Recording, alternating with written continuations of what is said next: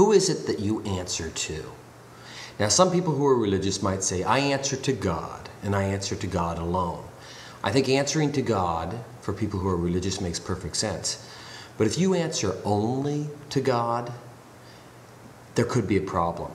There are some religious leaders we've had here in America who answered only to God.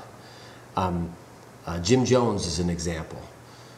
He had a bunch of worshipers, people who followed him, and everybody died in his cult because he got so kooky because he didn't answer to anybody. He became like a king, like a lord, and he refused to check in with reality. Who do I answer to? I answer to God, ultimately, I believe. Most of the time, I believe. I also answer to my wife and my children, my family, my employment, my friends. They all help keep me in line. If you don't have people to answer to, then you're likely inclined to become very selfish and potentially dangerous. I mean, look at Michael Jackson, talented, brilliant guy. And you notice how he got stranger and stranger over time? You know, a lot of celebrities will surround themselves with people who just agree with them no matter what it is they do. Some people, I'm sure, choose religion in their life or use religion in their life as a tool to avoid being responsible for anything. I know one guy had converted to Buddhism and decided after he converted that he was going to leave his family and go on a quest. And he abandoned his entire family for a religious quest because something spoke to him. His faith spoke to him. You say, well, I'm only responsible to God. But is God going to call you up and say you're late for work? Is God going to say you're driving too fast and pull you over? So we are responsible to people here on earth. And if we don't allow ourselves to be held responsible to our peer group, you know, at some degree, to our family, then we potentially become dangerous people. So my question is, who do you answer to?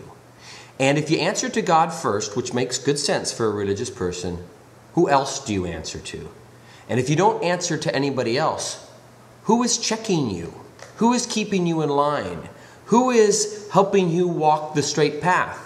Because I don't believe that most people, without, even like, let's say if you're a Muslim, an imam, if you don't have an imam to help guide you, if you're a Christian and you don't have a priest or a minister who helps and advises you and keeps you in line, how will you ever know if you're off path? And if you only answer to your spiritual advisor or your minister or your imam, do you offer your religious leader, do you offer them full disclosure? Do you tell them everything you're doing? Do they know what it is you do on the internet?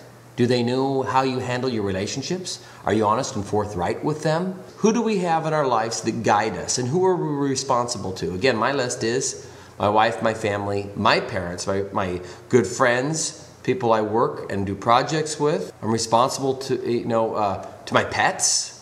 If I don't feed them, they'll die. I have responsibilities that I have to meet. That no matter what my responsibility to God may be, these daily responsibilities need to be met. And I need my friends and my support network to let me know when I'm out of line.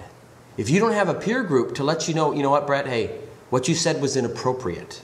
Brett, you went too far. You shouldn't have done that.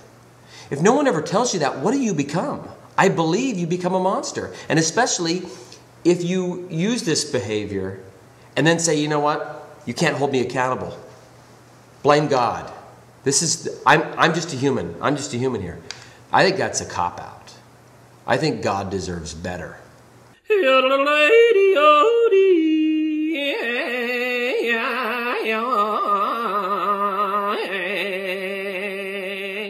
on America!